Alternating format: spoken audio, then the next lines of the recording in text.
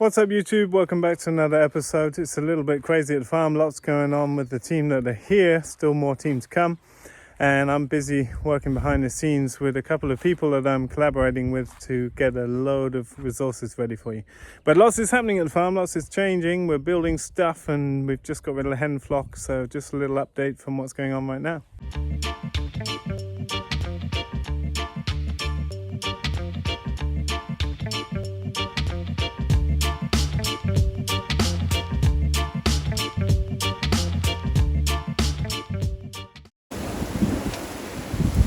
It's a hailstorm. It is really coming in strong. Look at that blow. Lightning as well.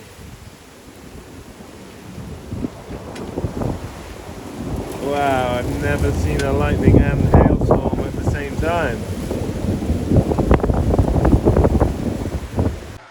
Okay, coronavirus daycare aborted.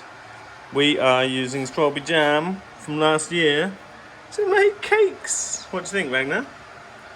Looks good, doesn't it? Yeah. Tastes good?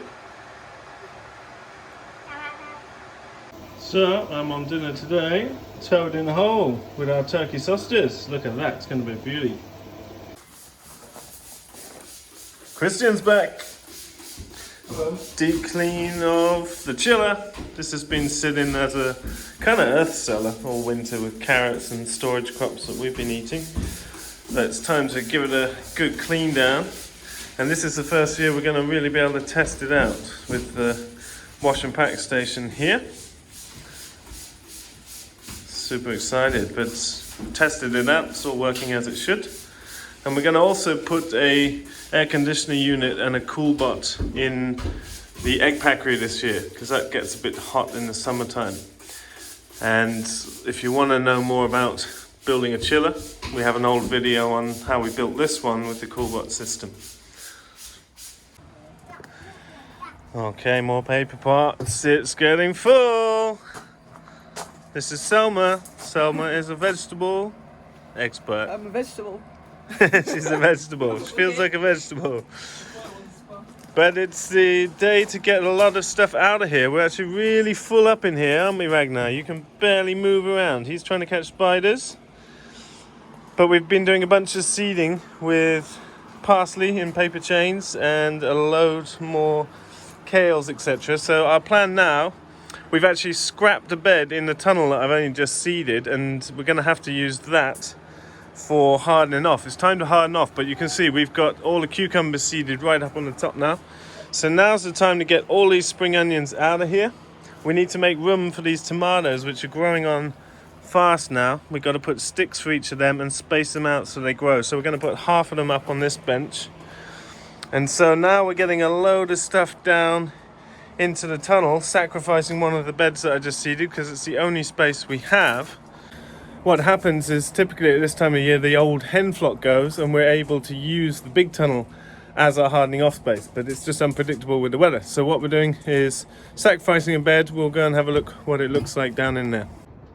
So I've just had to sacrifice a bed I've only just sown, but I should have anticipated that. I've just been too busy to think things through, and as I said, we normally get to use the other tunnel, but that's been delayed.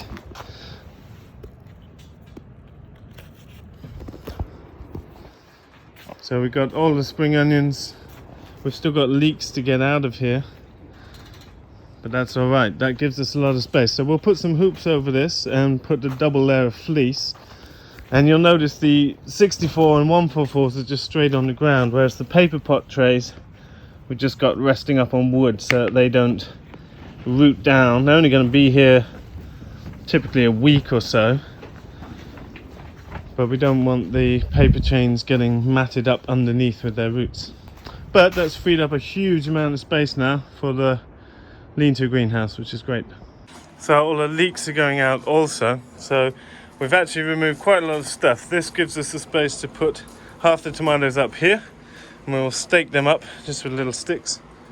And then we've got quite a few racks empty here now, and we can get by on that. I think we'll avoid the crunch, so perfect.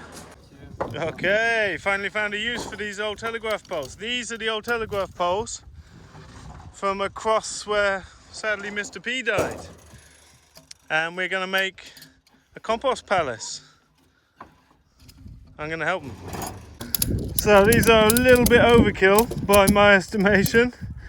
This will be the strongest, most durable building on the farm. But it's nice to make a use of these. They've been sitting around since they took the lines that ran down here and across through Topfield up and across the clearing up in the forest. You can just make out there. They're still up and it ends here in Topfield. You might just be able to make out. That's where Mr. P met his end, and that's staying there for 5 years as a backup for the system they buried, and they let us keep these posts. So making compost, that's a good use for them. It's always been like that nobody has ever sorted out.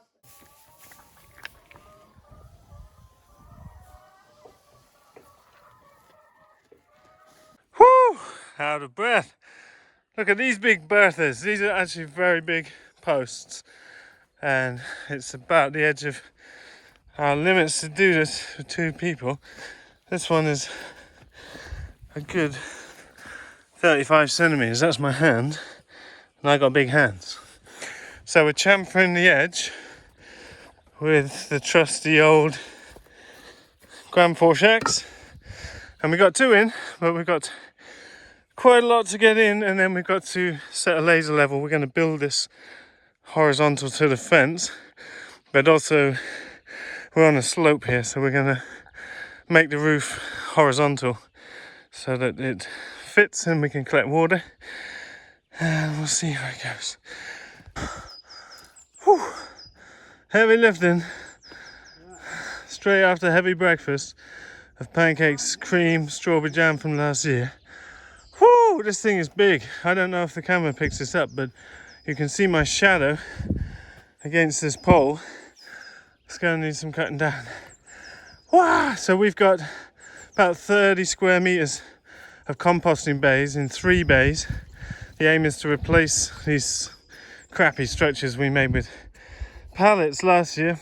And so this is waste from the vegetable garden. Now we use compost in very different ways. This week we're getting a machine to empty out the big polytunnel where the chickens have been all winter on the deep litter system. That gets put in windrows behind the polytunnel in the front field and gets turned later in the year. This is for garden waste coming straight out of the new and old north beds if we don't have pigs to feed it to. And so we use compost in quite different ways here, but we actually filled up about 18 pallets last summer because we didn't have pigs. So we figured it's time to build a proper structure. We had these poles lying around that weren't getting used for anything else. We just had to buy a bit of tin sheet and a bit of structural timber because we got no free timber left of structural dimensions. And those of you that follow the channel know we get a lot of our timber for free. We've actually got all the sidings and divisions for the bay using the free timber we picked up last year. And then we're debating whether to put separate side panels in between each bay that would give us 6 bays to move compost along. So this is not a rapid Berkeley compost. It's a slow maturing compost. We're putting garden waste down and then putting carbonaceous material on top in layers periodically, and then turning it a few times on its way out of here, and that will be going straight back onto the garden. First job once we build this structure is taking all the old compost from last year and putting it into these bays, turning it as we go. And it looks dry on top, but I suspect we've got some very nice compost forming below that. Okay, so on the left hand side we have just put these up with the old spirit level and got them roughly in place, because we're going to have to climb up here. We want a roof that's tilting at an angle, so we're going to actually saw them in place. We decided to do that because by doing it with the ground sloping down here, the danger of cutting it all to the right size up before they're put up is that once you get them up, if they don't fit perfectly in the hole as anticipated, that'll lead to more problems. So whilst it's dangerous sawing up on a step ladder, it's doable, and I think it will give us a better result. So once we've leveled all these up, we'll get the laser level out and start marking up the posts.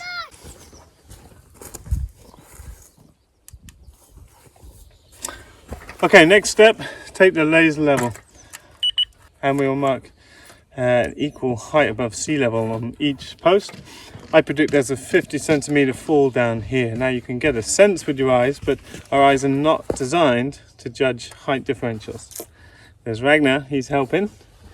And so we're going to mark this up, and then the next step is marking up from those marks to mark where we want to cut the poles off with a 20-degree roof for snow. And then we'll start cutting down the poles and notching them ready to take the support beams. So Ragnar, go. What we're going to do is set up this laser level.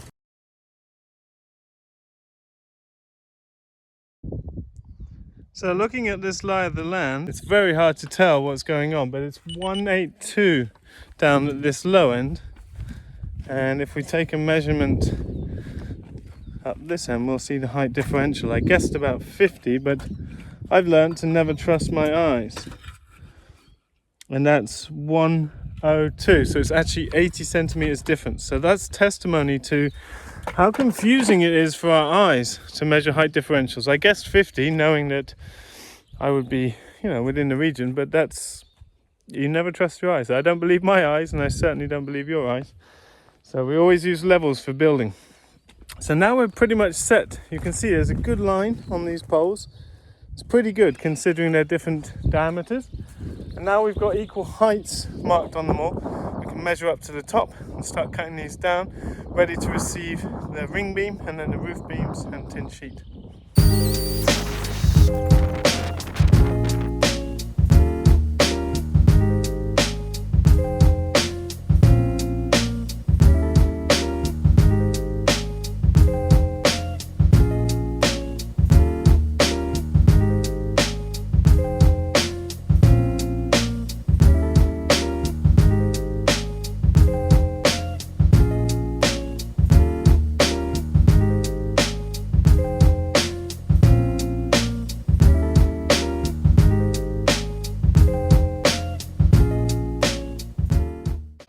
Okay, got the chainsawing done, putting up the first of the ring beams. Pretty straight considering everything, because these are different diameter poles and we're working with pretty hard clay to dig into. So we'll get the beam up. It's only going to be a shallow fall across here, but we figure it's going to be strong enough for the snow load, and it will help prevent rain coming in from the sides. We'll probably put a little bit of a lip to stop rain coming in so we can really control the compost.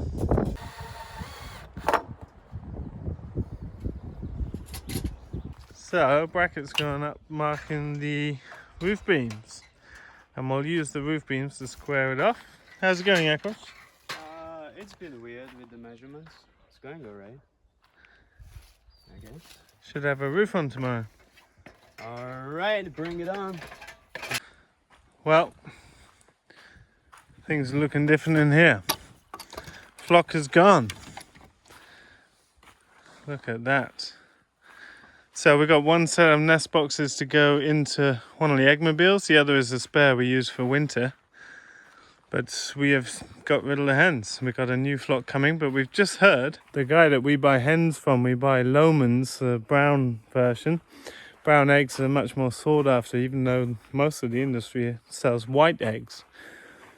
He had a break-in. There's been some break-ins down further south in Sweden. We use one of the only family-run small growers. He does 250,000 birds a year, but that's considered very small considering his next biggest competitors do millions. But he had a break-in, so we don't know if we'll get all the hens that we need to fill our eggmobiles, but we're a very small producer compared to his next smallest customers, so I hope he will fulfill our order because it makes proportionally much more difference to us. Hard to imagine that not very long from now this will be full of tomatoes and cucumbers, as it always is. Right now there's probably 30 centimeters of bedding to get out of here. We'll be putting that in windrows around the back of the tunnel. Here we'll be using a machine, articulated kind of digger, to pull this out of here. But it's very quiet on the farm without the layer flock, and we've got enough eggs just to see us through personally until the new flocks start laying. And I'll make videos of the new flock arriving and how they're adjusting. But big job now to turn this whole space over into vegetable production. The basic process will be take everything out down to the subfloor, board fork 8 beds, and then bring back some compost in, and then we'll put in salad crops on rotation and on succession is a better way to say that. And then we've already got all the tomatoes and cukes seeded that will come in here later on. We're way ahead of our normal schedule. It's only early April and we're already seeding outside and already have stuff ready to go transplanted in here. But you never know with the weather here. We have these iron nights till the first week of June, so you don't know. It can seem like, if you look back at videos from a year ago, you know, we got caught out by the weather. And you can go ahead and plant vulnerable seedlings and get a cold spell and just get hammered. So gardeners here know that, and it's very easy to get tempted. Glorious sunshine in the evening, but you never know.